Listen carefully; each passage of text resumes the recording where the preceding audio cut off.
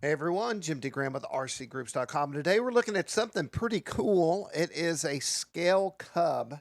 This is a HobbyKing or an HKing J3 Navy Cub, and it's a 1400 millimeter plug and play bird from HobbyKing. Look at the design, it's very nice.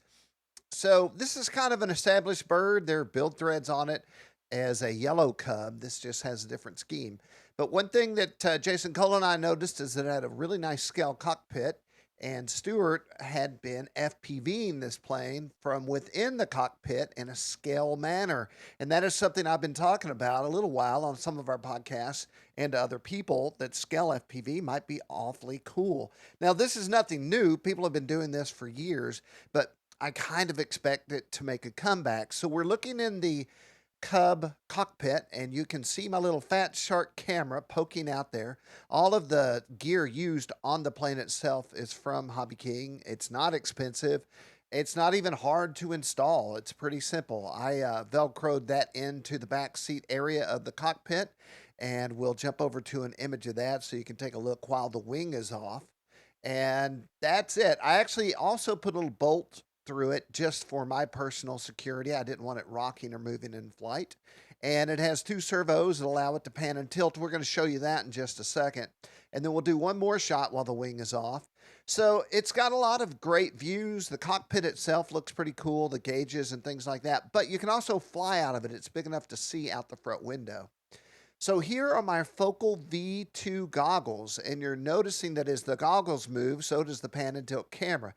That is a wireless unit. It doesn't connect to a transmitter, but it does bind to a transmitter. So I'm running a DX6E on this unit. As a backup, I also made switches on the transmitter talk to the pan and tilt unit itself. So if the goggles weren't working, I could flip a switch to go left, right, up, and down. And so this would be a safety feature that would always allow me to center up the camera so I could see where I was going. So there's looking out the left window, looking forward.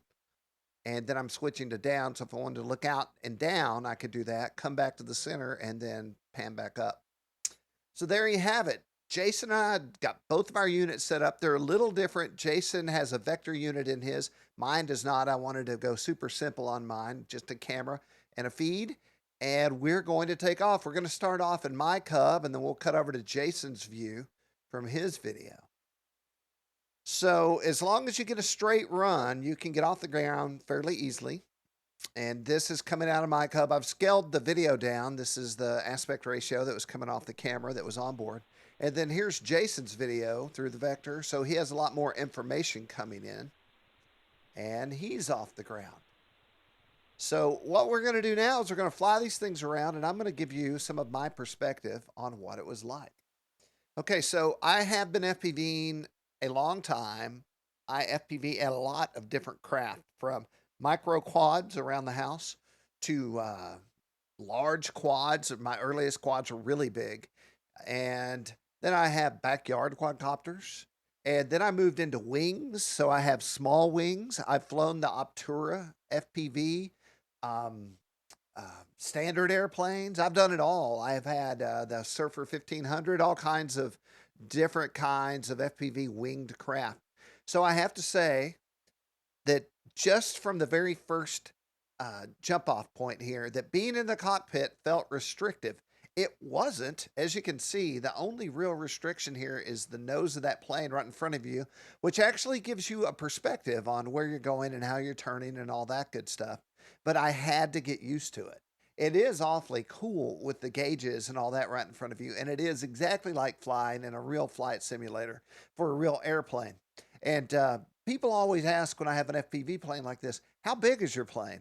It doesn't matter. When you're in the cockpit, that plane could be a micro plane or it could be a giant scale plane.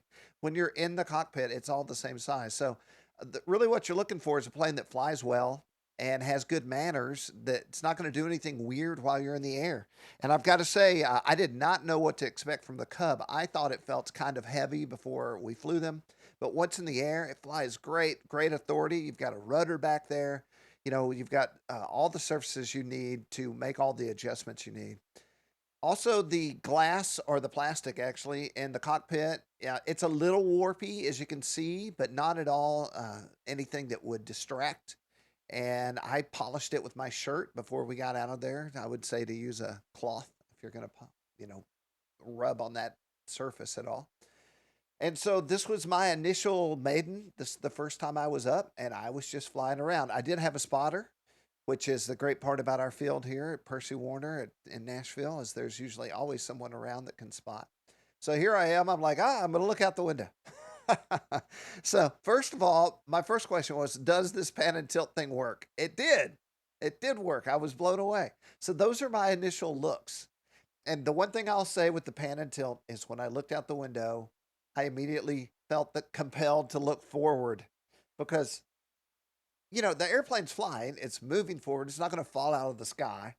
But whenever I looked out the window, I felt like I was in the plane and I might not fall out. I don't know how to describe how I felt, but it felt weird. It was not like flying a wing at high speed, you know, between trees and stuff. This was a little bit different. My heart was definitely pounding. And so it's at this point, it's time to start hunting Jason. So here's Jason's view, and as you can see, he's getting a lot more information than I am. He's running the Eagle Tree Vector, and let me tell you why that's not a bad idea. Uh, if you got into trouble, you could hit a switch and go into loiter mode. That would allow you to fly without, I mean, it would fly itself at that point. If it got away from you somehow, God forbid, you could hit return to home, and this plane would literally fly back and circle over your head.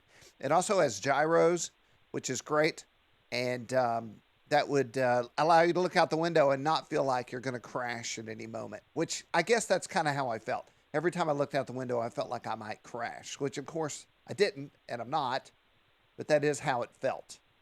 Um, Jason is using an HS117, I believe, video camera and the Quantum Elite 200 milliwatt. There I am, coming up right there on the right. You see me? So we're actually flying together. This was kind of the plan, is that we would get out into the air at the same time and then fly around each other. So Jason's actually able to look around with his pan and tilt, find me, and locate me. So that was the first real time when we realized we were in the airspace together. So we're cutting back to my plane. At this point, if I recall, the spotters are saying you're low, you need to climb. So we're climbing out. I want to point out one more time, nice flare. I want to point out that I'm running a stock Fat Shark video camera, nothing special or expensive, and a Fat Shark 250 milliwatt video transmitter. Once again, totally just buy it and plug it in, super simple. And I have to say, in the goggles, you know, I don't know if you really see everything the same when you're in the goggles. You're busy flying and looking around and all that. But looking at what I'm looking at here, it looks really good. I mean, this is a 30-acre field. This is the only place I really would fly. I'm not a guy that's going to break any laws and fly 8 miles out or anything like this. But the other thing that I'm noticing is that the pan and tilt, I'm literally looking to the left and the right as I'm turning. I'm looking down as I'm banking to the left and things like that. So without even noticing it while I was there, but now watching it through the video, see, look, I'm naturally looking off to the left as I turn. I'm flying like a real pilot would. Pretty crazy, pretty awesome. So there's a lot of things. I'm gonna get on a soapbox here. There's a lot of things going on in the hobby. A lot of different directions the hobby could, should, or might go. But I really think if we had more people experiencing some scale-like flight like this in planes that fly great, like this plane does, I think that this could change the hobby once again. And this plane will fly on a 3S 2200 or a 4S. Right now, I believe I'm in a 4S, but batteries that you can get your hands on aren't too expensive, get long flight times. And when we get to the end, you'll see me land it in the goggles. I asked the spotter, I'm like, man, do I pull the goggles up to land it? And I've done this enough to know that you might as well leave them on and bring it all the way in. So let's cut over to Jason and see what he's up to at this part of the flight. So there I am in the left-hand upper corner, and he's panning over to get a good look. We are right next to each other. So it took about this long to get used to flying out of that cockpit and feel good about it. And also feel good about the airplane itself. You know, At some point, it happens every time I made, and especially when I'm shooting a video for a review or YouTube. I'm usually pretty tense in the beginning, and then by the second pack, we're still on the first pack, by the way. By the second pack, I'm pretty mellowed out. So cut back to my cam and doing some passes down the runway, getting ready to probably feeling like I need to check the pack and fully utilizing the pan and tilt. At that point, I was actually testing out the switches to see if they work. So I'm just running and gunning this thing at this point. Very awesome, very crisp and clear. Looking good. I have no qualms about out of the cockpit. I have no issues with that window. Everything is feeling good. We'll jump back over to Jason's one more time, and then we're going to land these things. So there's Mr. Jason. Probably, you know, there are a lot of great pilots in the Nashville area, don't get me wrong, but it's always good to have a great pilot like Jason with us. There I am, right in front. Hey, hey, tandem flying. I just can't tell you how much fun it is to get up in the air with somebody else and fly around like this. Especially when you get pretty comfortable with the aircraft and you can keep it where you want it. It's a whole nother thing. It's a whole nother form of flying RC. It's RC times 10, if you ask me. So cool. So cool. So I believe it's time to bring them in, do a little landing. Now, this was my first attempt in this craft. I always land in the goggles, and you know what? I have had some big planes before where I would land in the goggles, but this thing is not big, and evidently it's not going to tip stall at all, or I probably would have already done it by this point in time of the flight. And I'm going to bring it down, and I've got a spotter telling me where I'm at, and I didn't even have to ask. You know, he'd tell me how high I was off the ground, and let's get on over to that footage. Then we'll jump back into Jason's airplane. He's coming in. Now, he's got some benefits here with this on-screen display. Speed, height, all that good stuff. Lining it up, a little bit of a breeze that day. Oh, that's right. There we go. That tail wheel spun him around a little bit. So he's good. Pulling it in. Still driving from the goggles, it looks like. And then here's our crew of guys that were helping us out that day. Thanks to everyone at Edwin Warner. I am still in the goggles over there on the right. There's Jason. Success. And then we'll jump over to me and I'll land mine and we'll call this video a success. Hey, I want to thank HobbyKing, Stuart, everyone that hooked us up. The planes, of course, are HobbyKing Cubs and Fat Shark gear that you can get on HobbyKing. And then the only thing I'm using non-HobbyKing here, and I did it because it was made for this, is the Focal V2s. Those are Fat Shark goggles. So it's in the family of what we're doing here. They have the wireless pan and tilt. And then I was using a DX3 and the DX6E. I'm sorry, a DX3. DX6E because it can actually bind to the goggles. And I had to try it all out. All right, I'm lining it up. My spotter's telling me I'm looking good. I'm coming back on the throttle, but not all the way back. And I say, where am I? He says, flare. And I flared. A little bit of a bounce, but not too bad. And that was my first landing in the cockpit of the Cub.